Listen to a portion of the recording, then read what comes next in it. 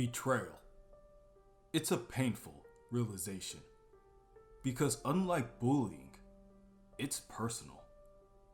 Just like it was when he was 10 and two neighborhood boys pretended to befriend him just so they could get a laugh out of the school crowd. This was before he was the superior Spider-Man. Before he was Dr. Octopus. When he was merely Otto Octavius. Back then, his defense was to retreat to his room, his happy place. Among his books and prized possessions, he felt protected there, secure. As he got older, Otto would swap that feeling for power, for revenge, and that quiet haven would get buried so deep that he hasn't thought about it in years. It is only mentioned now because despite the decades of memories he possesses, his and a few of Parker's, that sanctuary is the only place Otto wants to be. He calls himself the superior Spider-Man. But the truth is, he's been duped. On top of discovering that his arsenal of weapons there at Spider Island had been stolen, a suicide bomber then tried to blow the place up. He, Daredevil, and Punisher took down the traitor, but not before he dropped an even bigger bomb. The fact that Otto's entire crew is taking orders from somebody else. His mind is whirling with questions. His confidence is shaken. The bomber said Otto had already helped him, but didn't reveal who. So now Otto doesn't know who to trust. Clearly, not his men. Daredevil? He's been leery of Otto since he became Spider-Man. Punisher? Sure, he was blinded by a flash bomb, but that's just the sort of thing he'd do to lessen suspicion. So, the answer? Trust no one. The heroes do what they can to ward off the horde of soldiers. Some of them are equipped with the stolen technology, making them quite the sinister syndicate of their own. Otto is struck by his own metal arms, causing him to stumble. The horde attempts to dogpile on top of him, but Daredevil and the Punisher are able to clear the immediate area, and Daredevil quickly gets Spider-Man to safety. Get off of me! Spider-Man punches Daredevil across the jaw in order to free himself from the hero's grasp. Stop it! Daredevil yells. I know you're rattled, but we have to work. Castle behind you! Together! No, I'm not trusting anyone I'm not sure of. Not sure of? I just guided the Punisher through an assault, and you didn't make one joke about the blind leading the blind. When does Spider-Man not? Pumpkin bomb!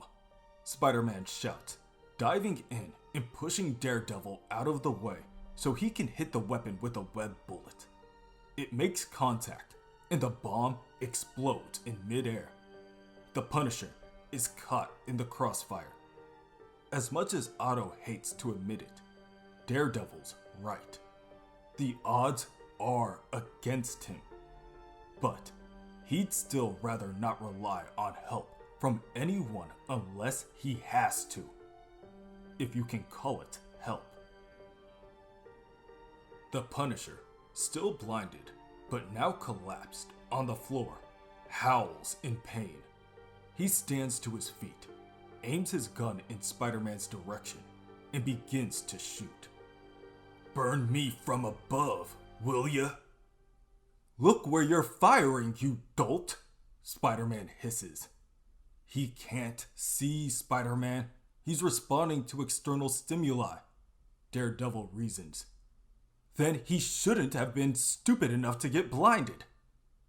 Not the best time to alienate the remainder of your friends here, Spider-Man, the Punisher adds. These weren't friends, Castle. They were his henchmen. Spider-Man neither confirms nor denies Daredevil's last statement. Instead, he rips off the cowl of one of the Spiderlings and realizes he doesn't recognize the man underneath the mask at all. They're neither. My suspicions are correct. These are just men disguised as my patrol. My actual patrols are still on the main floor above us. Then maybe you should call them, Daredevil asks. Because we're in over our heads. The ground beneath the hero's feet begins to shake. This causes Spider-Man and Daredevil to look behind them. And that's when they see one of Spider-Man's new and improved arachnauts stomping over, preparing to attack. The monstrous machine stomps down, cracking the ground and throwing the heroes aside. When the coast is clear, the pilot opens the hatch and crawls out.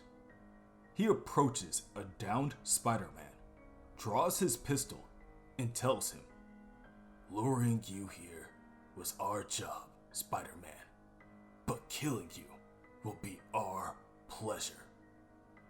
Daredevil manages to sit himself up just in time to throw his baton at their enemy. "Spider-Man, stand back!" "No!" Spider-Man yells. He snatches the baton out of the air and uses it to strike the traitor until he's rendered unconscious. "When I want your help, I'll ask for it." "Then call your damn men if you're not willing to trust us."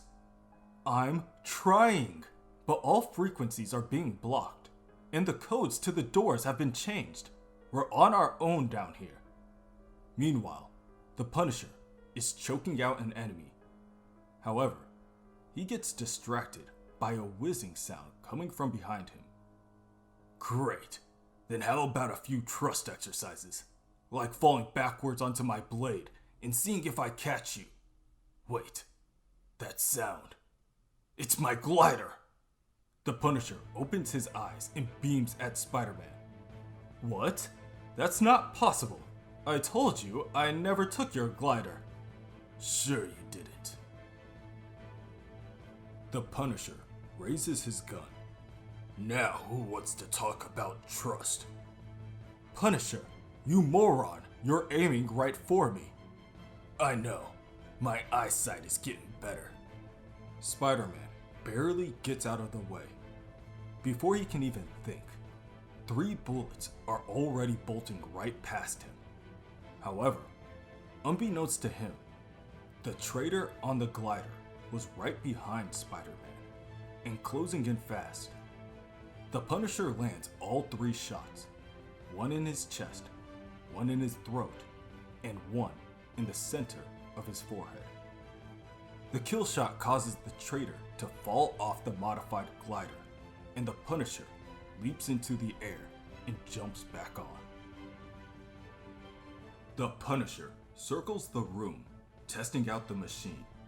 "I needed you to camouflage the shot. These gliders all have the same visual detection systems." "Then how did you know that one's yours?" asks Spider-Man. "Because mine's armed with government-issued drone missiles. Plus, it's got a fucking skull on it." On cue, the Punisher releases a bombardment of drone missiles that successfully take down the massive metal mechanism. "You idiot! That was an expensive piece of machinery." "And our lives are worth more than it," Daredevil reminds him. "In fact, everything down here is putting us in danger. We need to level the playing field." "Please tell me you've got some sort of self-destruct system in place." Spider-Man squints his eyes. There's a long pause before he chooses to respond. No. You're lying, Daredevil counters immediately. Of course I'm lying, you imbecile. This entire wing is where I keep my prototypes. I'd be a fool not to have it protected. And what good is being surrounded by the ocean if you can't have tons of water ready to flood this area the moment I'm not here to defend it? Then do it, Daredevil snaps. But I'm here to defend it. And you're losing. I'll hold them off while you open the gates. There's no guarantee that I can. You better hope there is. Spider-Man swings over to the control panel and, again, attempts to access the island security server while Daredevil gets overrun by a group of traitors. These codes have been changed too. The only way to do it now is manually. Then do it. Without the access, Spider-Man has no choice but to open the door by force. He grabs a hold of the release lever and tugs on it weakly. But the time that went into making this equipment was extensive. Stop stalling. The level of power achieved on these models is unparalleled, Spider-Man reasons, now pulling a little harder on the lever. Just do it! Daredevil roars. Spider-Man summons his extra appendages and jams them into the wall and floor in order to produce more leverage. When that doesn't work, he jumps up and uses the strength of his own legs to assist. I hope this makes you happy.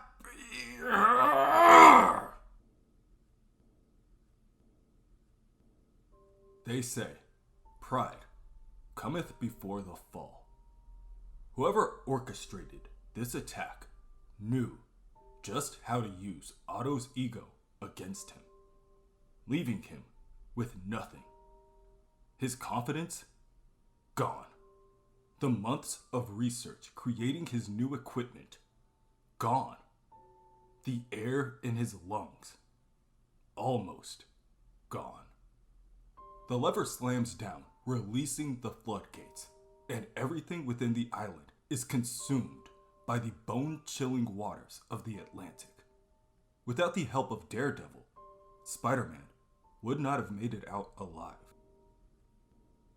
And while today should be an example of how faith can be restored, the seeds of doubt have been securely planted.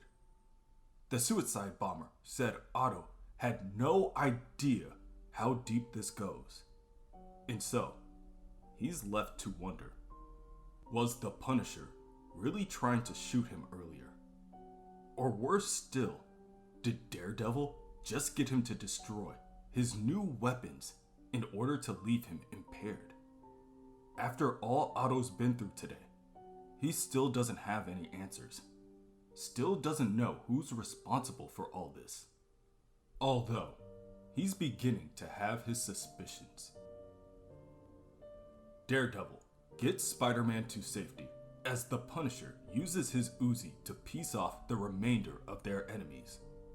For the record, Daredevil begins, I still don't approve of your methods. It's one thing to wash these guys out to sea, but shut up, Devil. We're lucky to be alive. Spider-Man doesn't pay attention to the others back and forth. He's too distracted by one of the traitors laying on the ground near them, unconscious. And somehow, deep down, he knows there's only one person who can get into a man's mind like this. Only one person who would strike on such a personal level. Even though Otto purged Parker from his brain, this body he's in is still his. Certain physical responses can't help but be reflexive.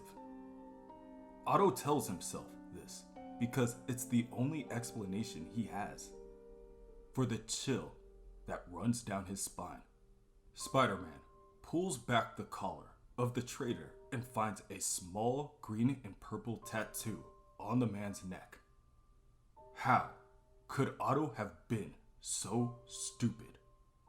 It doesn't matter if he's won this battle, because he may have just lost the war.